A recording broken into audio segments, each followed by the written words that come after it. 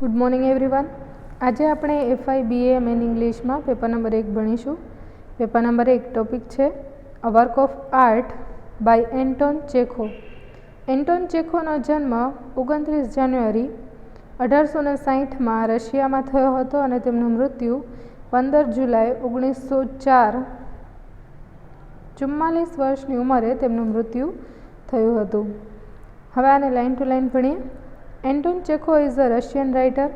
Anton Chekhov છે તે Russian writer હતા. He has written many stories and dramas. તેણે ઘણી વાર્તાઓ અને નાટકો લખ્યા હતા. A work of art is a short story about a statue. Work of art છે તે ટૂંકી વાર્તા હતી અને તે મૂર્તિ ઉપર હતી. A work of art which is not liked by many people. ઘણા બધા લોકો દ્વારા આ જે કલા છે વર્ક ઓફ આર્ટ તેને પસંદ કરવામાં આવ્યું નહીં. ઓફ ઇટ્સ અપિયરન્સ તેના દેખાવના. બિકોઝ ઓફ ઇટ્સ અપિયરન્સ એટલે કે તેના દેખાવના કારણે કોઈને પસંદ આવે જે કલા હતી તે પસંદ ન હતી. Sasha Smirnov is small boy. Sasha Smirnov એક નાનો બાળક હતો. Who is the only son of his mother કે તેની માતાનો તે એકનો એક દીકરો હતો. In the beginning of the story શરૂઆતમાં જે આ સ્ટોરી છે તેની શરૂઆતમાં he runs into the street તે શેરીમાં છે તે દોડતો હોય છે. વિથ એન ઓબ્જેક્ટ વ્રેપ કે એક સ્થૂળ પદાર્થ હતું અને વ્રેપ્ડ એટલે કે તે વીટેલું હતું.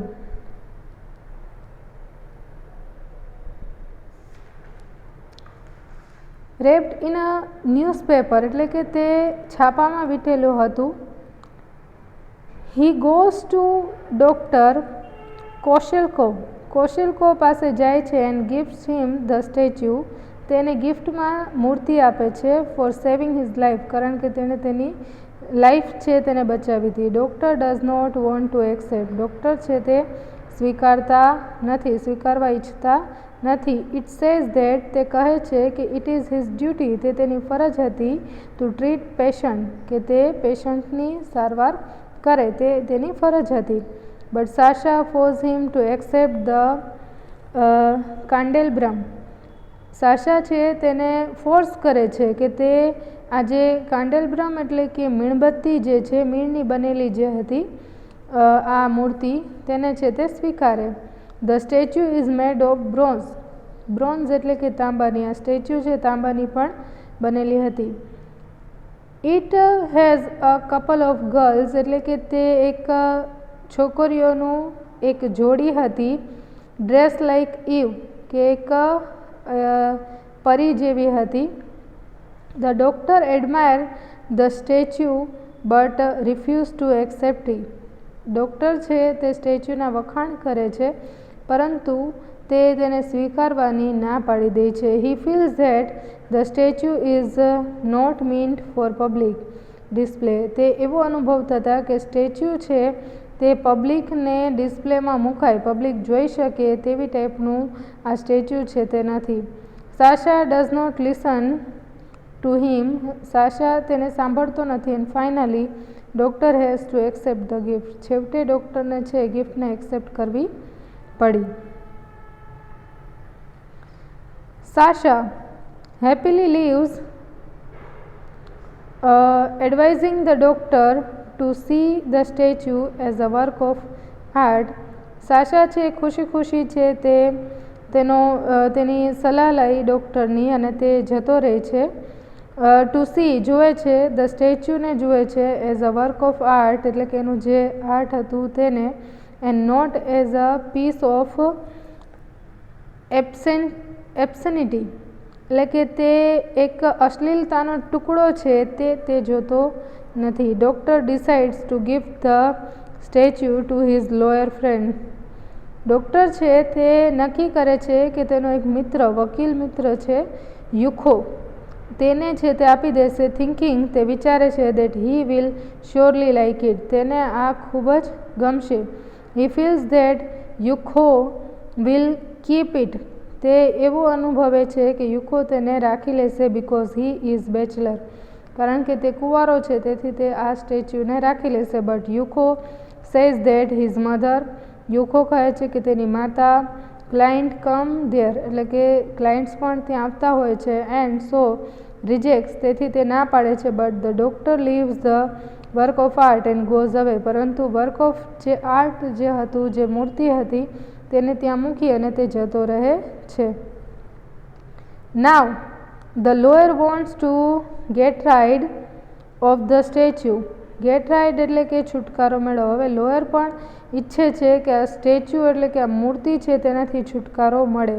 હી decide to give it to his friend Shashkin. તે નક્કી કરે છે કે તે તેના મિત્ર શશકિનને તે આપી દેશે. હુ ઇઝ સ્ટેજ કોમેડિયન કે જે સ્ટેજ પર કોમેડી કરનાર વ્યક્તિ હતો. Everybody present there laughs at the comedian. દરેક વ્યક્તિ છે જે હાલમાં હતા તે લોકો જે હાજર હતા તે લોકો કોમેડિયન ઉપર હસે છે. હી ક્લોઝ ધ ડોર. તે દરવાજો બંધ કરી દે છે. ઓફ હિઝ હાઉસ તેના ઘરનો. And avoids meeting people out of fear. તે લોકોને મળવાનું તે અવોઇડ કરે છે અને ડરથી. ઓફ રિડિક્યુલ કે તે લોકો તેની ઠેકડી ઉડાડશે. રિડિક્યુલ એટલે કે મજાક ઉડાવવો, ઠેકડી ઉડાડવી એટલે એ કારણોસર તે ડરથી કે મજાક ના ઉડાડે ડરથી દરવાજો બંધ કરી દે છે. The wing maker advise. Wing maker જે છે તે તેને સલાહ આપે છે. ધ કોમેડિયનને સલાહ આપે છે ટુ સેલ ધ સ્ટેચ્યુ કે સ્ટેચ્યુને વેચી દે at an antique shop. Antique shop છે તેમાં વેચી દે. Run by an old woman કે જે એક વૃદ્ધ સ્ત્રી છે તેના દ્વારા એન્ટિક શોપ ચલાવવામાં આવતી હતી. Shashkin the comedian agrees. જે શશકિન જે કોમેડિયન હતો તે સહમત થાય છે. And sell the statue at the shop. તે સ્ટેચ્યુ જે શોપ હતી મૂર્તિની ત્યાં તે વેચી દે છે. It was the shop of Sasha and his mother. આ જે દુકાન હતી તે સાશા અને તેની માતાની હતી. The next day Sasha runs to the doctor. બીજા દિવસે સાશા છે ડૉક્ટર પાસે જાય છે. કેરિંગ ધ કેન્ડલબ્રામ એટલે કે જે મૂર્તિ હતી મીણની તે લઈને જાય છે. He goes to the doctor. Doctor પાસે જાય છે. And present it to him. તેને ફરીથી તે ગિફ્ટમાં આપે છે. Saying that he has found out the pair. તે એક બીજી પેર છે તેને મળે છે. And thereby no one would laugh or criticise the doctor. તેથી કોઈ પણ તેના ઉપર હસશે નહીં અને તે ડૉક્ટર ઉપર કોઈ ટીકા ટિપ્પણી કરશે નહીં. The story ends with the doctor's joy. સ્ટોરીનો અંત છે તે ડૉક્ટરના જો ડ્રોપિંગ ઓન હિયરિંગ ધીસ એટલે કે આ સાંભળી અને ડૉક્ટરનો જો એટલે કે જે જડબું છે તે ખુલ્લું રહી જાય છે તેના દ્વારા આ સ્ટોરી છે તે પૂરી થઈ છે. તો અહીંયા આપણો આ ટૉપિક પૂરો થાય છે.